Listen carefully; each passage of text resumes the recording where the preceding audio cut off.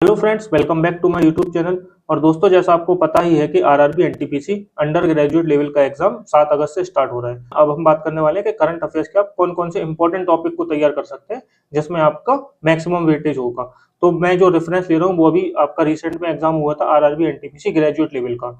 तो उसके अकॉर्डिंग मैं आपको बता रहा हूँ कि उसमें करंट अफेयर्स के कौन कौन से ज्यादा टॉपिक पूछे गए थे। तो मैंने नोट डाउन कर लिए, मैं आपको बताता हूँ। देखिए, सबसे पहले पूछा गया था उसमें गवर्नमेंट स्कीम के सबसे ज्यादा क्वेश्चन पूछे गए थे। लगभग 70 टू 75 क्वेश्चन तो केवल गवर्नमेंट स्कीम के थे। तो आप इसको नोट कर लेंगे कि गवर्नमेंट स्कीम आपको ज्यादा नहीं पढ़नी है, बस आप इस 25 जो 2025 है उस 2025 की पढ़ लेंगे और थोड़ी सी 2024 की पढ़ लेंगे। पहले आप 2025 की कंप्लीट कर लेंगे, फिर आपके पास टाइम बचता है तो फिर आप 2024 की भी टच कर सकते हैं।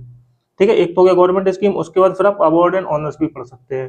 जो अवार्ड एंड ऑनर्स है उससे भी अच्छे खासे क्वेश्चन पूछे गए हैं। उसके बाद स्पोर्ट्स से भी क्वेश्चन पूछे गए हैं। स्पोर्ट्स से भी लगभग 50 से 55 क्वेश्चन स्पोर्ट्स से पूछे गए हैं।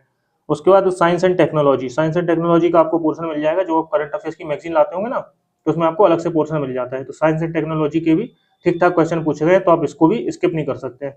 उसके बाद पूछे गए फेमस पर्सनैलिटीज के। जो फेमस पर्सनैलिटी होती है ना, जैसे कि अभी जो रिसेंटली नियुक्ति हुई होती है या फिर रिसेंटली किसी की डेथ हुई होती है, तो उस टाइप के क्वेश्चन भी पूछे गए हैं। उसके बाद पूछे गए बुक एंड ऑथर के। ज्यादा क्वेश्चन तो नहीं पूछे गए, लेकिन हाँ पूछे तो गए हैं क्वेश्चन। तो बुक एंड ऑथर को भी आप, अगर आपके पास टाइम बचता है तो आप उसको भी देख चेकआउट कर सकते हैं। उसके बाद डीआरडीओ और नासा के क्वेश्चन तो जरूर पूछे जाते हैं, उसको भी थोड़ा सा एक बार देख जाएंगे।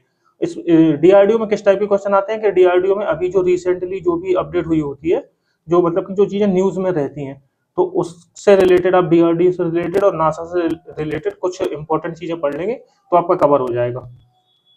ठीक है दोस्तों, इतना अगर आप कर लेते हैं और बाकी तो आप पढ़ ही रहे होंगे करंट अफेयर्स में, तो उन चीजों को आप थोड़ा सा कम टाइम देके, अब मैंने जो आपको टॉपिक बताया, अगर आप इन इन टॉपिक को थोड़ा ज्यादा टाइम दे देते हैं तो आपको जरूर ही बेनिफिट देखने को मिलेगा। क्योंकि एनटीपीसी के ग्रेजुएट लेवल के एग्जाम में इससे ज्यादा क्वेश्चन पूछे गए थे, तो हाई प्रोबेबिलिटी है कि आपके ये जो अंडर ग्रेजुएट के एग्जाम में भी इन टॉपिक से ठीक ठाक क्वेश्चन पूछे जाएं। तो आप पहले इन टॉपिक को कवर कर लीजिए, फिर आपके पास टाइम बचता है तो फिर आप दूसरे टॉपिक भी कवर कर सकते हैं। दोस्तों, अगर वीडियो हेल्पफुल लगता है तो आप इस वीडियो को लाइक कर सकते हैं और मेरे चैनल को सब्सक्राइब कर सकते हैं और अपने दोस्तों के साथ शेयर कर सकते हैं।